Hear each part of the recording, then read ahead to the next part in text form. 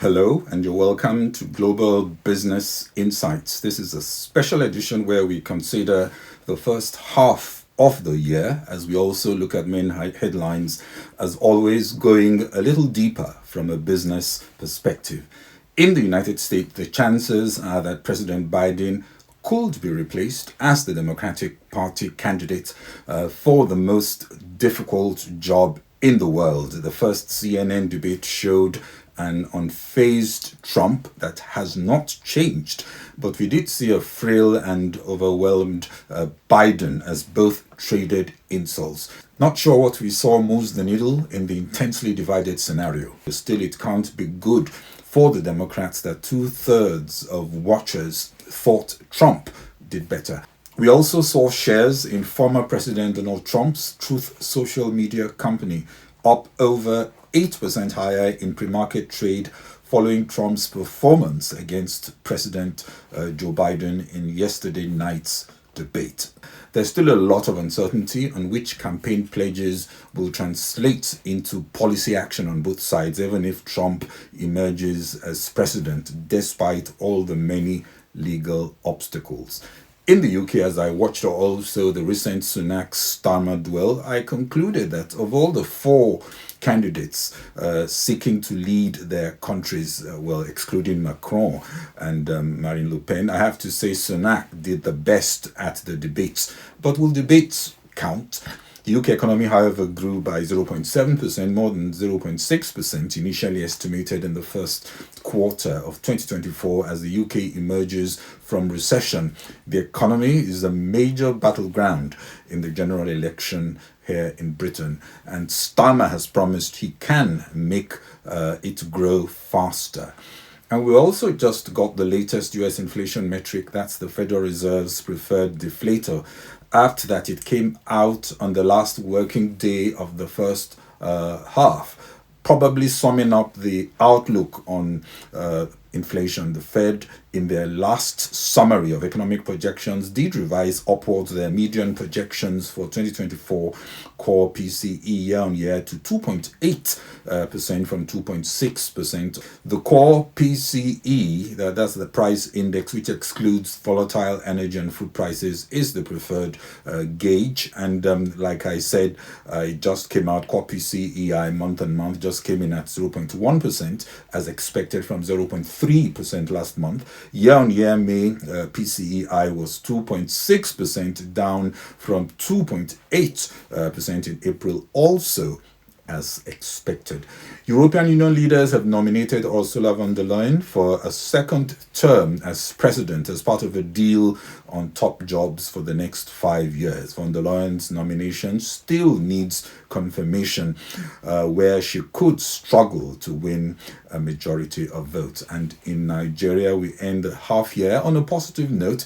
Most agree with the central bank governor that the worst is most likely over on inflation, as the country is in a nascent recovery, still signaling a stuttering renaissance at best.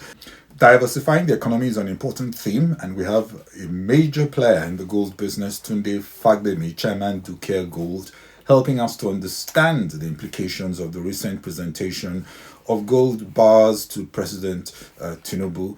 Also, as Nigerians await with bated breath the production of PMS from the Dangote refinery next month.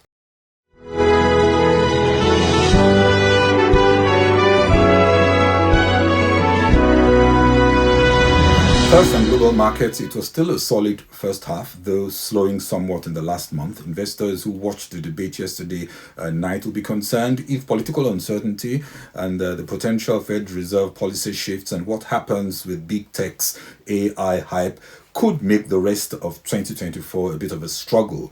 The S&P 500 is up 15% year to date amid decent corporate earnings, a resilient US economy, and the AI enthusiasm.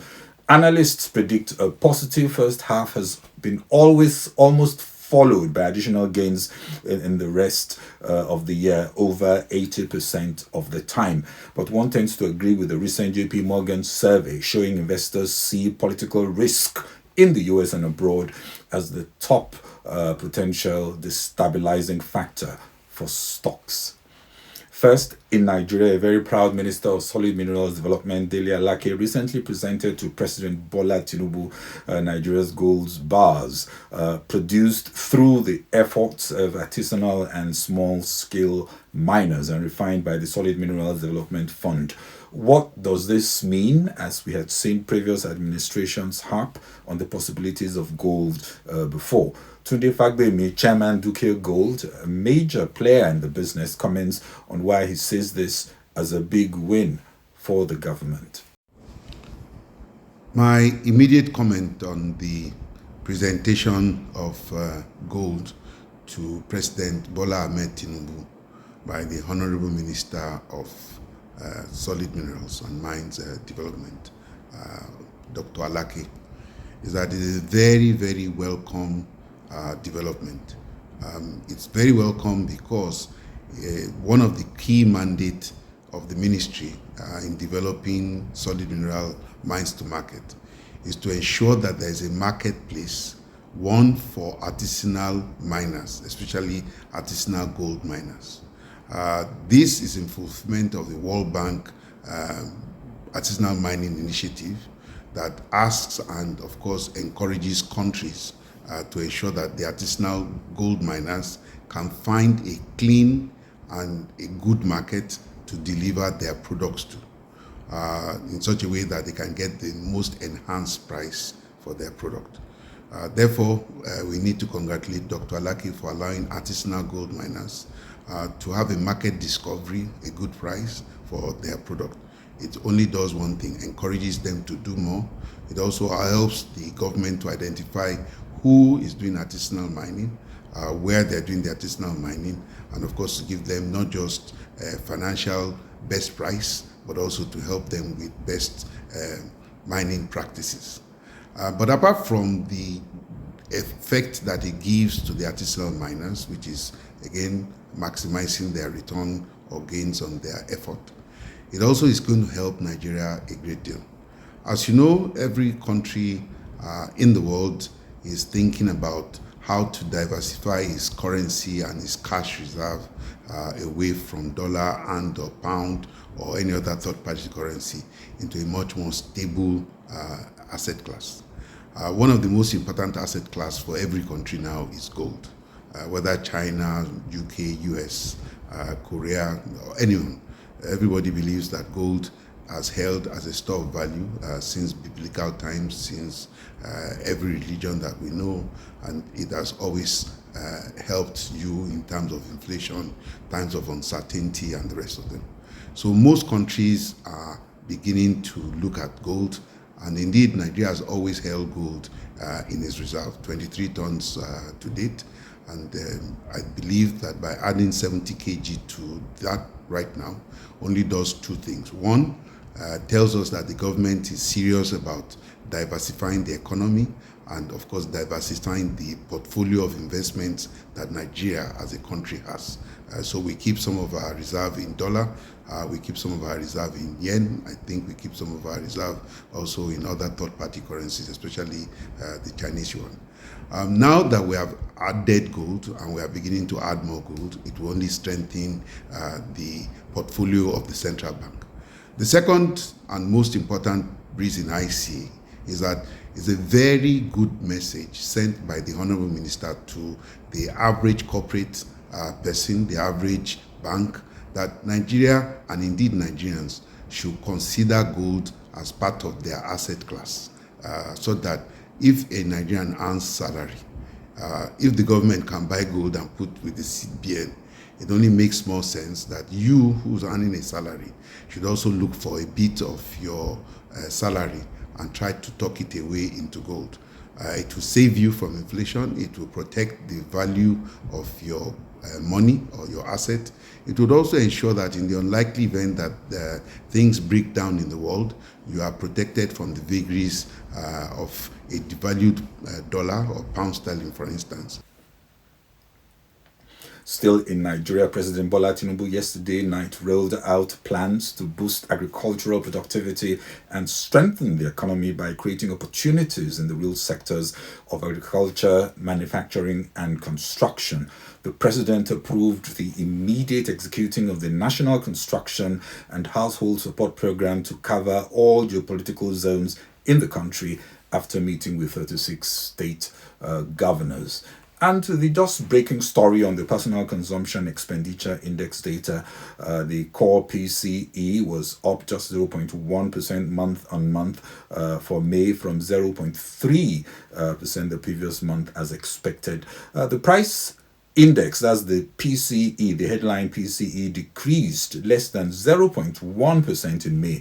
Prices for goods decreased to 0.4%. Prices for services increased 0.2%. That's month on month. Food prices increased 0.1% and energy prices decreased 2.1%. The PCE price index increased 0.1%. However, year on year, the PCE price index for May increased 2.6%, while prices for goods decreased 0.1%, and prices for services increased 3.9%. Again, you see that stickiness in services inflation showing up in the US, just like we saw in the UK. With no surprises from the personal consumption expenditure data, markets were mute, and they seem to be looking to the latest reading from the University of Michigan Consumer Sentiment Index out later, ahead, of course, of the first round in the French elections over the weekend.